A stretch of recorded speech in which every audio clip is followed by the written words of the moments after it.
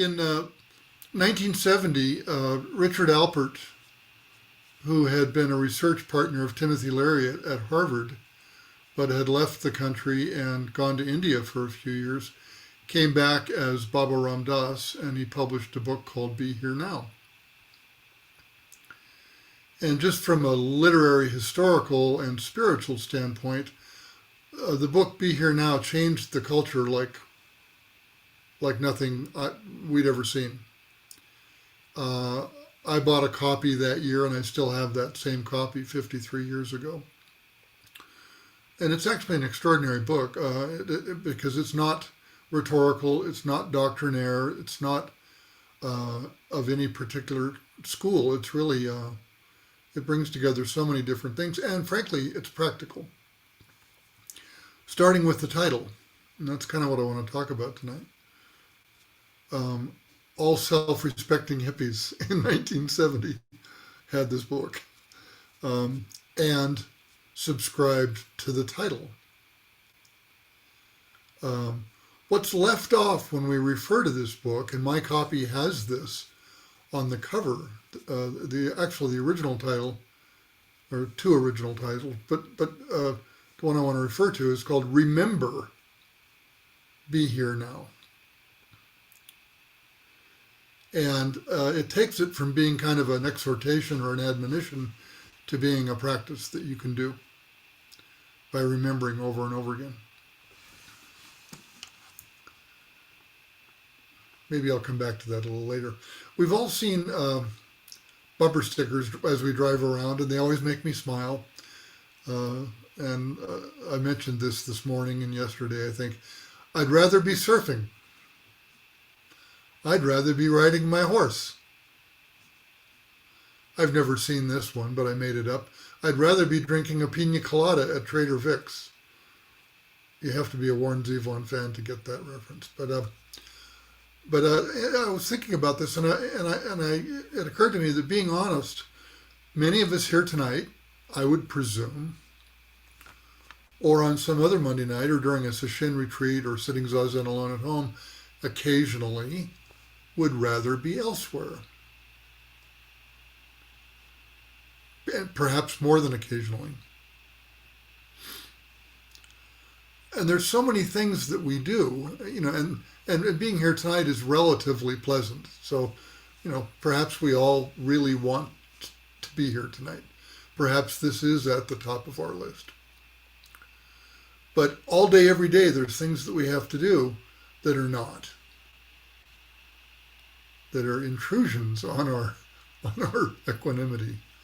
We have to wait in line, and it's endless. Right about this time of the year, we're doing our taxes, getting a traffic ticket, having a root canal, listening to a family member drone on about some topic that he's told us 100 times, and I just can't listen to this again. Having your flight canceled at O'Hare. Or, more importantly, getting a scary diagnosis. I don't want to be here right now.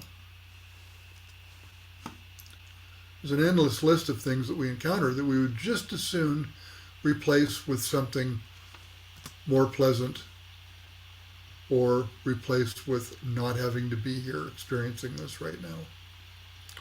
But we're all good Zen students, so we know better than to give those instincts voice.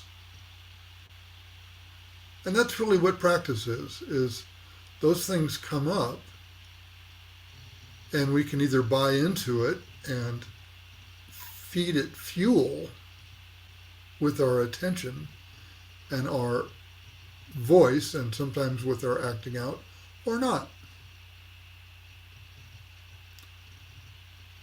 And Zazen helps with this. And we repeat these comforting phrases like, be here now, or just this very moment, or the entire universe is contained in this speck of sand.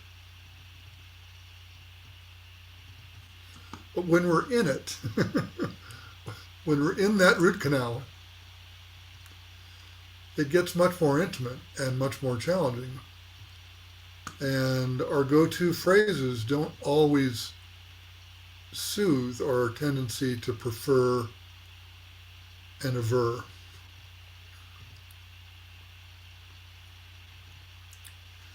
I love this koan from the Hekigan Roku, or the Blue Cliff record. Blue Cliff record was assembled in 1125 or so in the Song dynasty in China, and it's a collection of 100 koans that we study. And the first speaker is Tozan, which is the Japanese name for the Chinese master Dongshen. And Dongshen Liangzhe was a Chan or Zen Buddhist monk of the Tang dynasty in the 800s sometime. And in fact, he was the founder of what was called in China at the time the Caodong school, which was transmitted to Japan through Dogen Zenji and became Soto Zen. Just a little background on who Tozan was. And this is case 43. It's very short. A monk, and you've heard versions of this. A monk asked Tozan, when cold and heat come, how does one avoid them? And Tozan said, why not go to where there is no cold or heat? The monk asked, how is it where there is no cold or heat? Tozan said, when it's cold, it kills you with cold. When it's hot, it kills you with heat. I looked to try to find exactly where the other one is. I believe there's at least one other koan that uses that same framework. I recall the ending, when it's hot, be hot, when it's cold, be cold, but very similar idea. So let's talk about this tonight.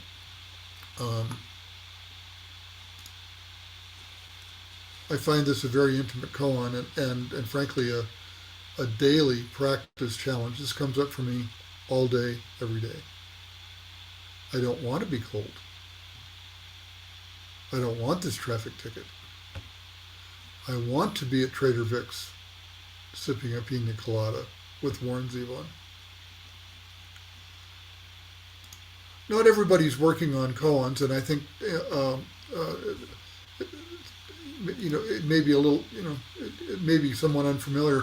John Tarrant of the Pacific Zen Institute said this about koans, which I really liked. He said, we usually understand things by taking them up to the top floor of the mind and finding a slot they fit into.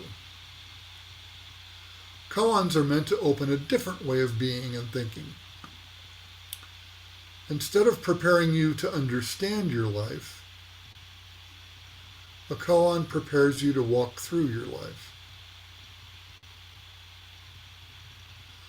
So this notion of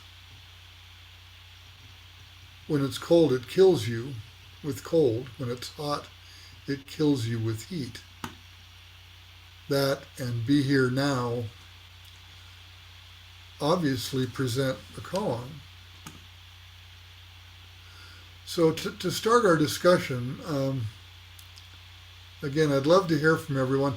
I started writing down questions, and of course I got carried away. So don't be intimidated by this, and I can repeat some of these, and I'll read them slowly. And if anything sticks that you'd like to speak to, or if you want to ask me to go back and repeat something, I will. And after, I'll read these question prompts, and then we can have a discussion. The first one is, what does Tozan mean by being killed by heat or cold? Who or what dies? That's one question. Is he suggesting that we should prefer the worst conditions, or those conditions that offer the most suffering, that somehow this is more pure?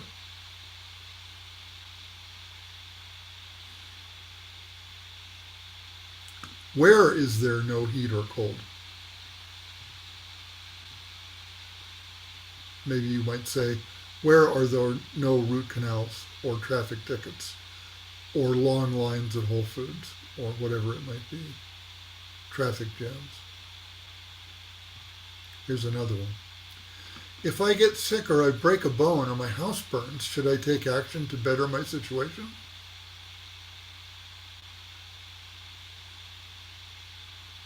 Is that avoiding heat or cold?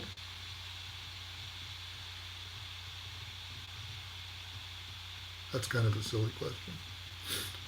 This one I really like. I was talking to Gyoto Sensei today, and and he came up with this one. And this is for me too. This is for all of us. What are your tactics for avoiding heat and cold? I got a million of them. I got a lot. I'm good at it.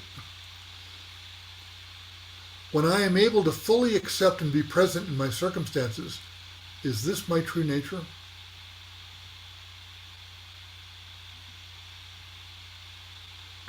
Or what about when I am rebelling against my plight, against the heat and cold, wishing it to be quote unquote better? Dylan Thomas famously exhorted, "Do not go gentle into that good night. Old age should burn and rave at close of day. Rage, rage against the dying of the light." When I am not going gently, is this also my true nature? When I am resisting the root canal or old age or the good night, is that also my true nature when I'm pushing back and fighting? And if not, who am I then? Last two, and I can repeat any of these if it's helpful. What parts of your life do you really wish to be different? What can you do about these? And the last one is, what do you do to practice be here now?